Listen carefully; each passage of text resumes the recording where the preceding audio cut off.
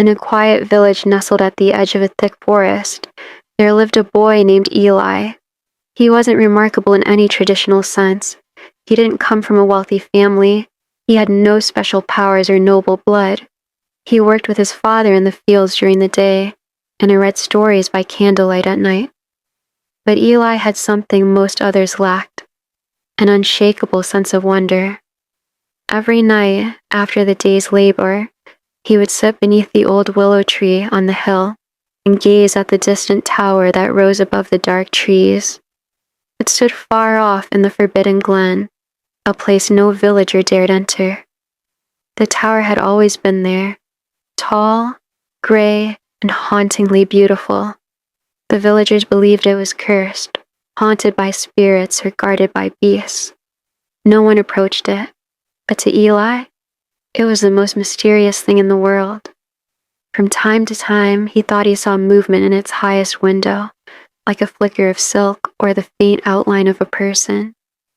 He wasn't sure if his eyes were playing tricks on him, or if the stories were true, that a princess had once been locked away in the tower, never to see the world again. Eli's curiosity grew over the years, fed by legends passed down from his grandfather, who claimed the king had hidden his only daughter in the tower long ago to protect her from a prophecy. The details of the prophecy were always vague, but it supposedly foretold ruin if the princess ever touched the ground before her 21st birthday. Eli found the tale both tragic and fascinating. While others scoffed at the tale as a fairy tale, he believed it deep down in his bones. One afternoon, after a long and particularly dull day in the fields, Eli made up his mind. He would go to the forbidden glen and see the tower for himself. The decision was irrational and dangerous, and he knew his parents would never approve. But the longing to know the truth burned brighter than his fear. He packed a loaf of bread, a flask of water, and a small blade his grandfather had given him. Then, without telling a soul, he slipped into the trees just as the sun dipped below the hills. The forest was dark and thick with fog, the kind that made every branch look like a claw and every shadow a threat. Eli pressed on, heart pounding in his chest. For hours he walked, following the faintest of trails, guided only by instinct and the direction of the tower's spire, which peeked occasionally through the canopy. Strange sounds echoed around him, crackling leaves, distant howls, but he kept going, refusing to turn back. Something deeper than curiosity pulled him forward. When he finally stumbled into a clearing, the tower stood before him in all its lonely grandeur. Vines wrapped around its base like ancient serpents, and moss crept along its stones. It looked forgotten, swallowed by time. But what struck Eli most was a single light in the topmost window. It flickered gently, like a beacon waiting just for him. His breath caught in his throat. Someone was up there.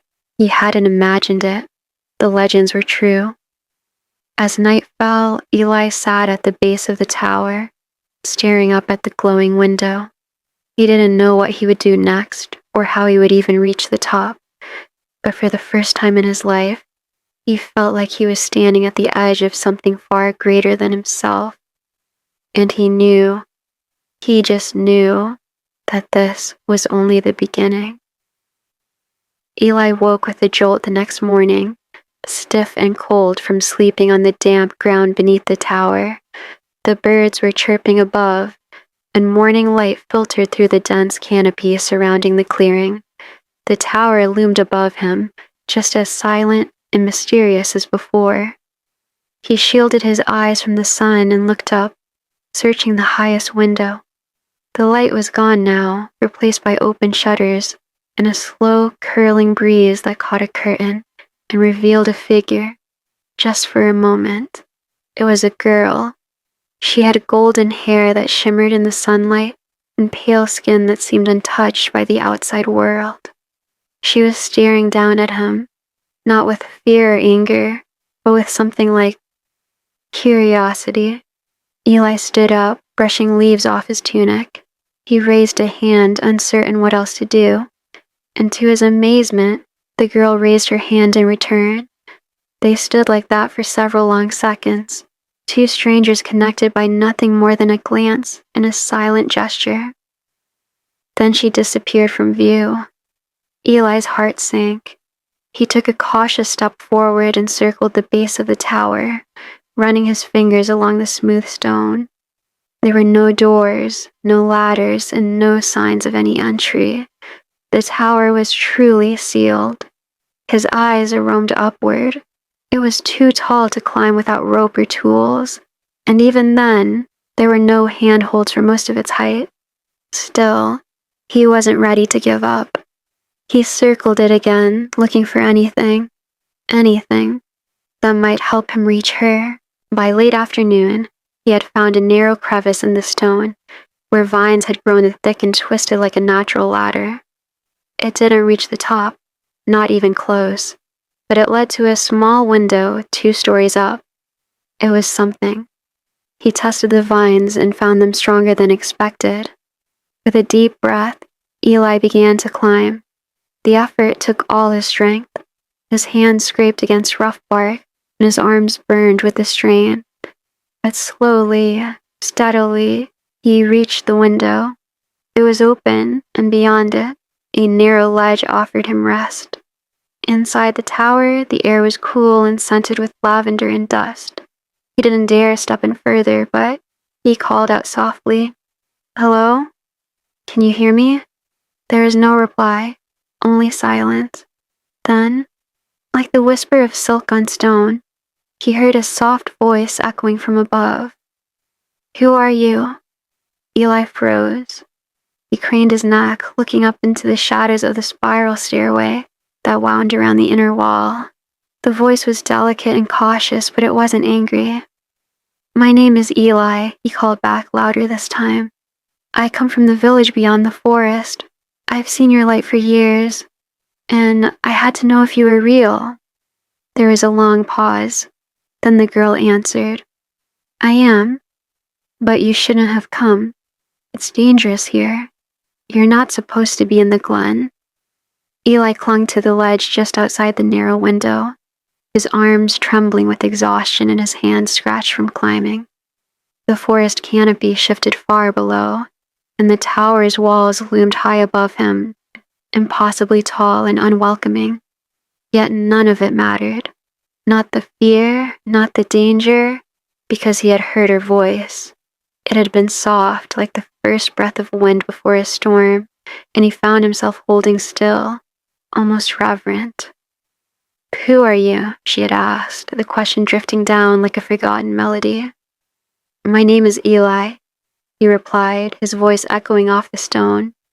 "I come from the village by the western fields. I've seen your light for years, and I had to know if someone lived here."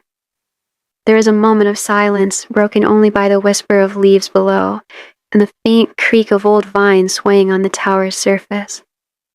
"You shouldn't have come," the girl's voice said finally, softer now, burdened with an invisible weight. "It's dangerous here." Eli squinted up the tower, searching for a glimpse of her. He couldn't see her, but her words reached him like echoes through stone. "Are there monsters?" he asked. "Spirits?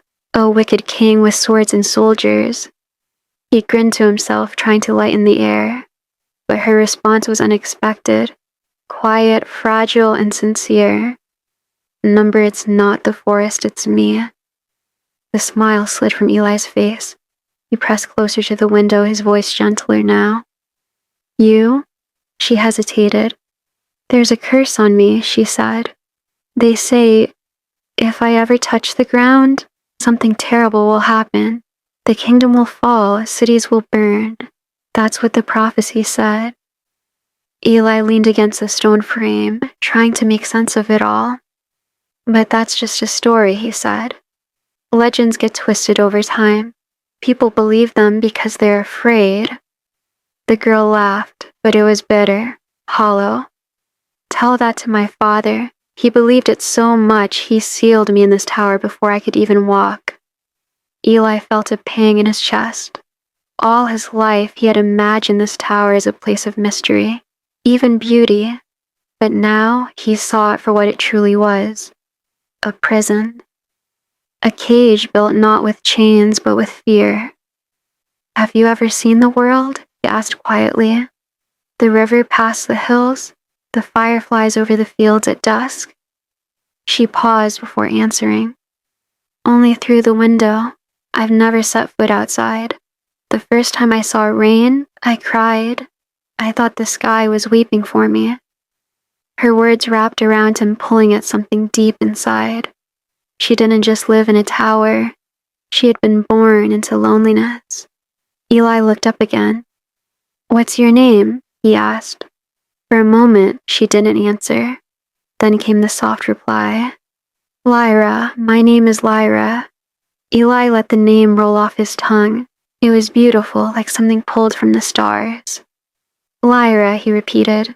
"I'm glad to meet you." A breeze fluttered through the window, and with it came a laugh. Light this time, tinged with something unfamiliar. Hope. "You're strange," she said. "You climb a tower to speak to a girl who might destroy the world." Eli chuckled.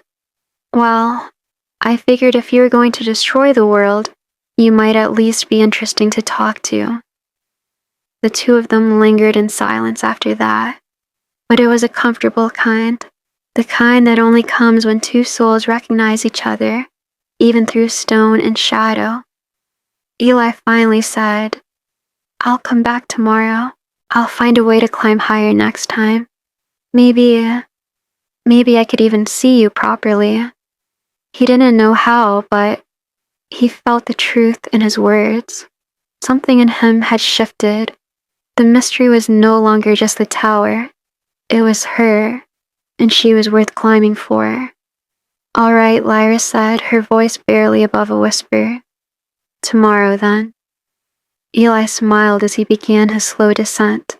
Tomorrow could not come soon enough. Eli couldn't sleep that night. Every time he closed his eyes, he saw Lyra's face behind the high window. Soft features framed by golden hair. Eyes filled with sorrow and wonder. Her voice echoed in his mind like a song without an end, and the weight of her words lingered in his chest. She had lived her whole life trapped, not by iron bars or cold chains, but by belief, by fear. He rose before the sun, packing what little food he had, along with rope he borrowed from the barn, and a hammer and nails tucked into a satchel. This time, he intended to climb farther than before. This time, he would see her properly. The forest seemed different now, less like a dark maze and more like a sacred path. The twisted trees no longer frightened him.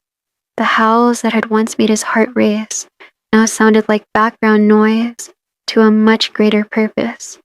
The tower, when he reached it, stood just as tall and silent as ever. But now, it no longer felt like an unreachable monument. It was Lyra's tower, and that meant it was alive. Eli studied the vines and stones for hours before choosing his path. He wasn't strong or trained, but he was determined, and that would have to be enough. He drove nails into the thick vines where they sagged, testing his weight with every inch. The climb was slow and grueling, his hands torn raw, and his arms aching. But the thought of Lyra kept him going. As he scaled the outer wall, he looked down only once, and immediately regretted it. The trees below looked like green flames, far too small, reminding him just how high he was. Still, he pressed on. He climbed past the small window where he had first spoken with her, past shuttered slits of stone that offered no entry, until at last, after hours of effort, he reached a ledge beneath the highest window. There she was. Lyra stood in the window, her hands resting on the stone, her hair pulled back by a ribbon the color of moonlight. She gasped when she saw him so close, so real, not just a voice in the wind. "You're mad," she said, half laughing, half scolding. "You could have fallen." Eli grinned despite the shaking in his limbs. I almost did. Twice. But I figured a curse might be safer than a long drop. So here I am. Lyra shook her head, but her eyes were bright with something new. Joy. No one's ever come this close. I've only ever seen the priests. They never looked at me like a person. Eli hoisted himself onto the narrow ledge and sat, bracing against the tower wall. Well, I came to see the person, he said, not the prophecy. Lyra's gaze dropped for a moment, then slowly lifted again. You don't know what you're doing, she said. This is dangerous. If anyone knew you were here, if my father found out, then let him, Eli interrupted. I'm not afraid of kings, especially ones who lock away their daughters over something they don't even understand. For a moment, neither of them spoke. The wind carried only silence and sunlight between them. Finally, Lyra reached out and touched his hand. It was the first time anyone had touched her in years. Her fingers were warm and trembling.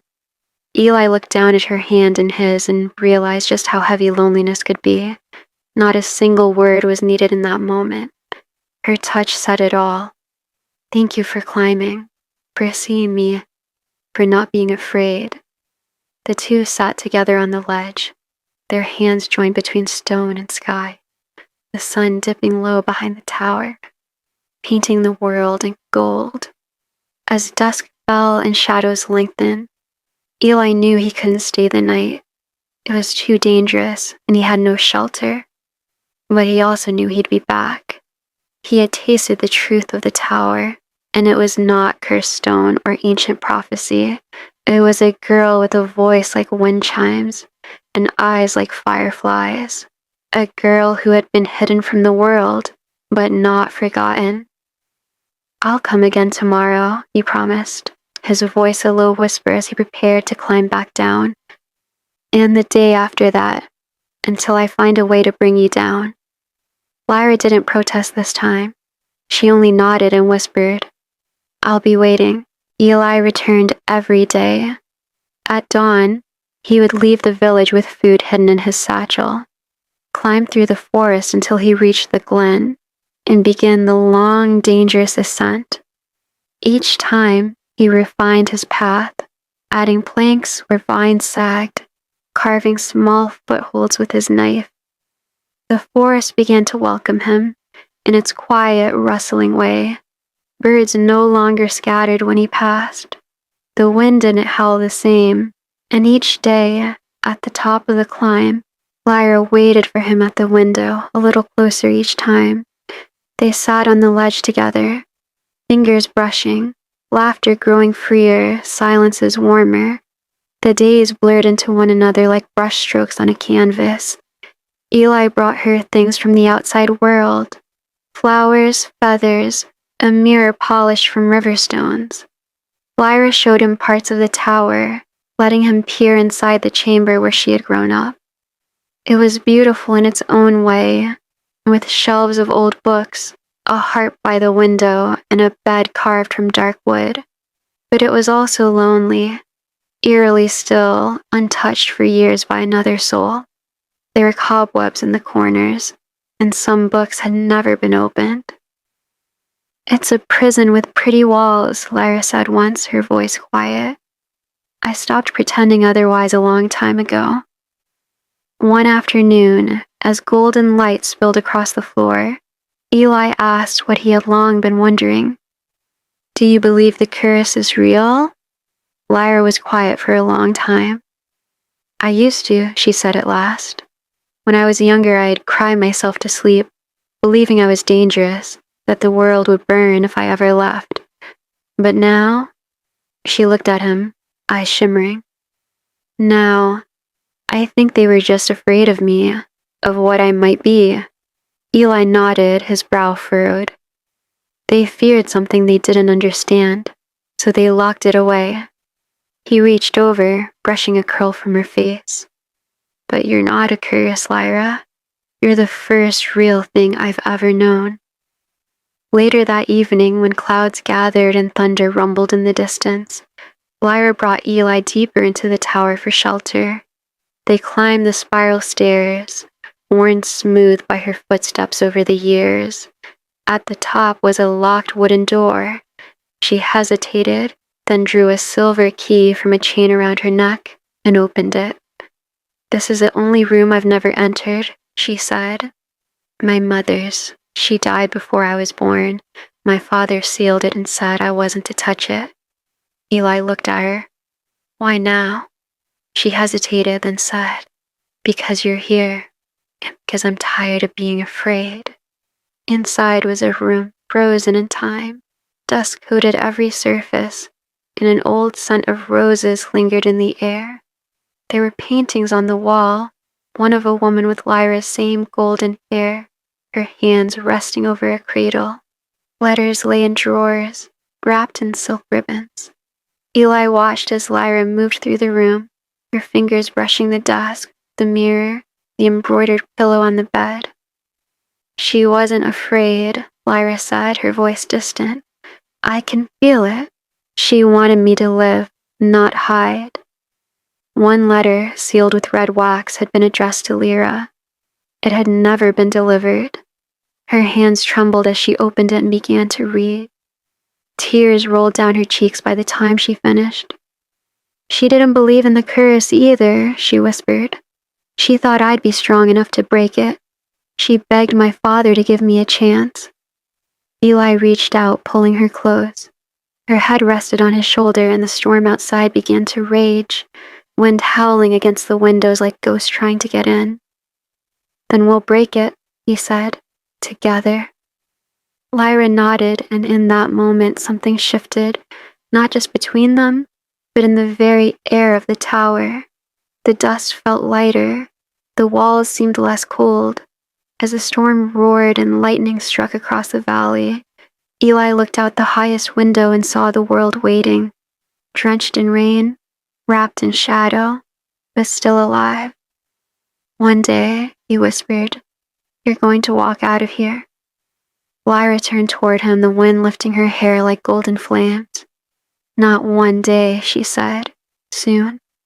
And between them and the flicker of candlelight and thunder, a decision was made. The time of waiting was over. The tower had held her long enough. Night had fallen by the time Eli descended the tower. The rain-soaked vines slicked beneath his fingers and boots.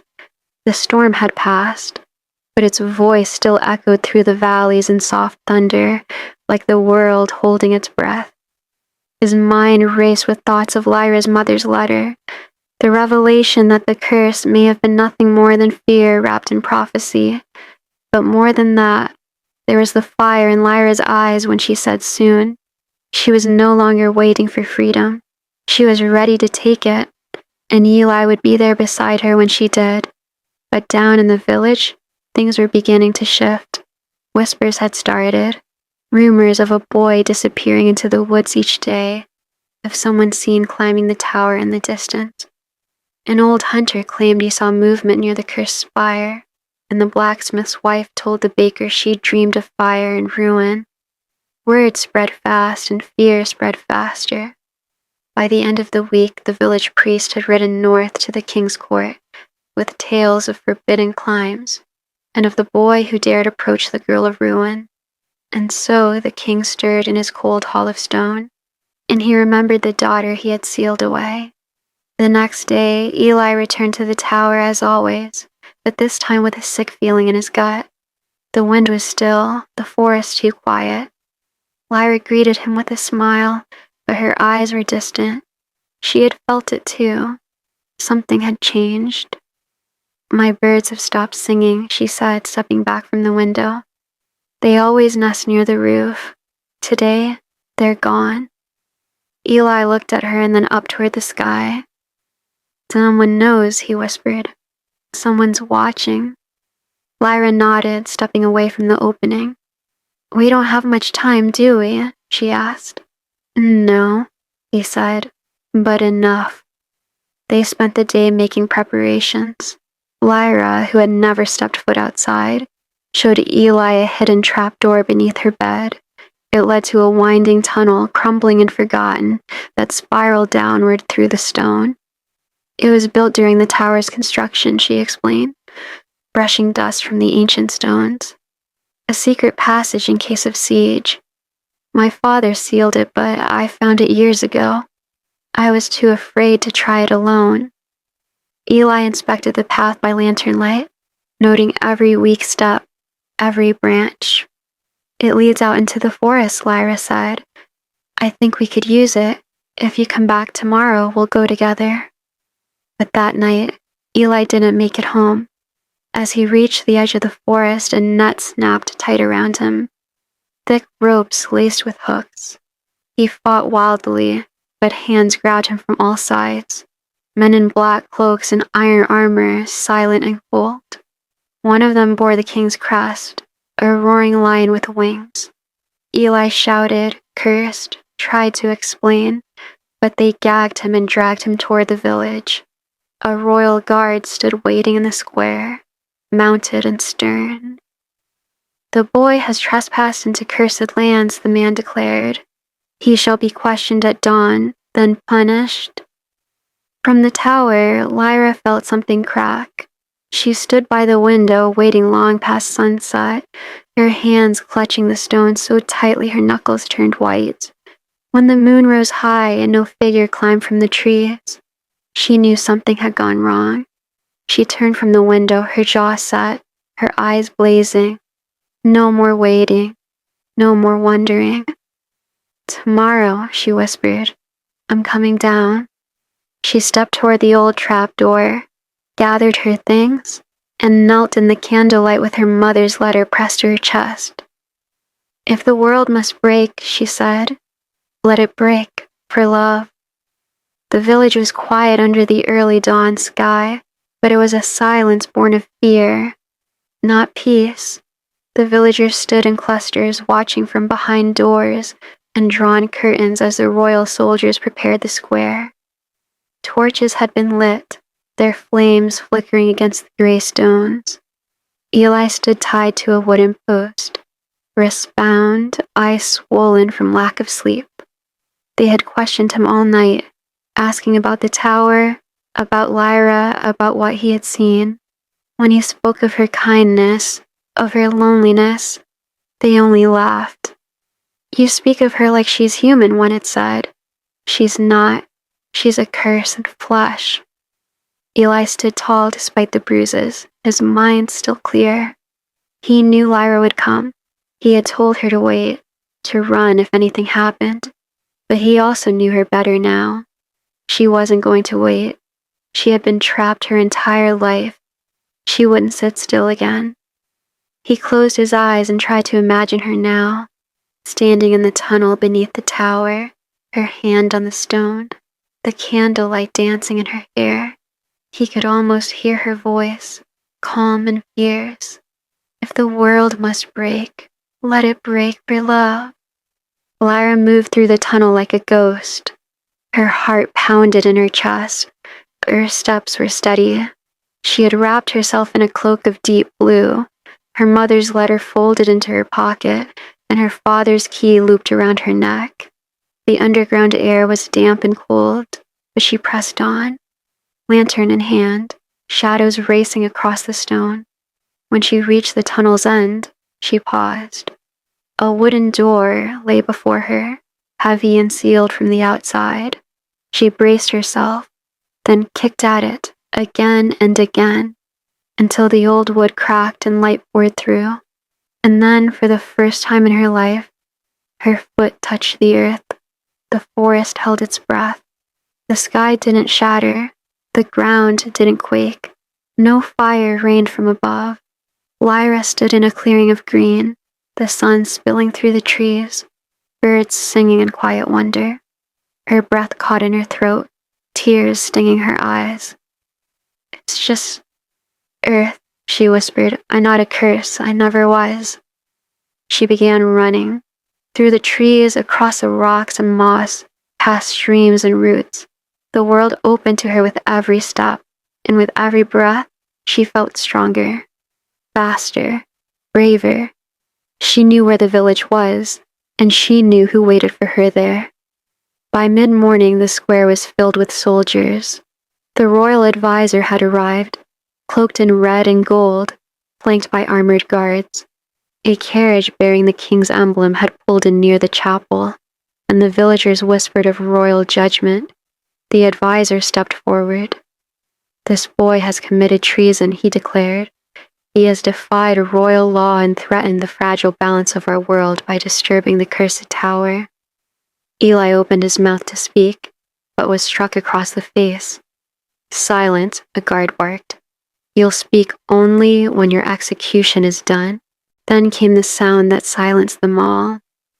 Footsteps on stone, soft at first, then louder.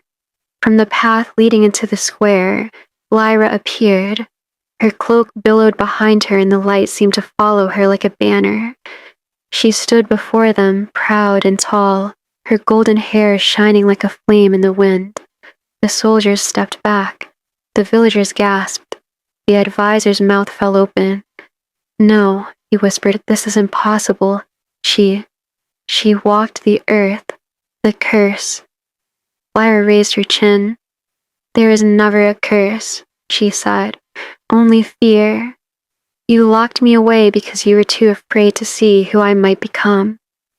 She walked to Eli and cut the ropes from his wrists with the dagger hidden beneath her cloak. He fell forward, catching himself with shaking hands. She helped him stand, and when their eyes met, and something ancient seemed to break, a wall that had held back truth and love and courage for too long. "You came," Eli breathed. "I told you I would," Lyra said. "But not just for you. For me." The soldiers hesitated, unsure of what to do, and the villagers looked on in silence. Something greater than fear filled the air, something brighter, something stronger. In that moment, it was clear to all. The curse had never been real.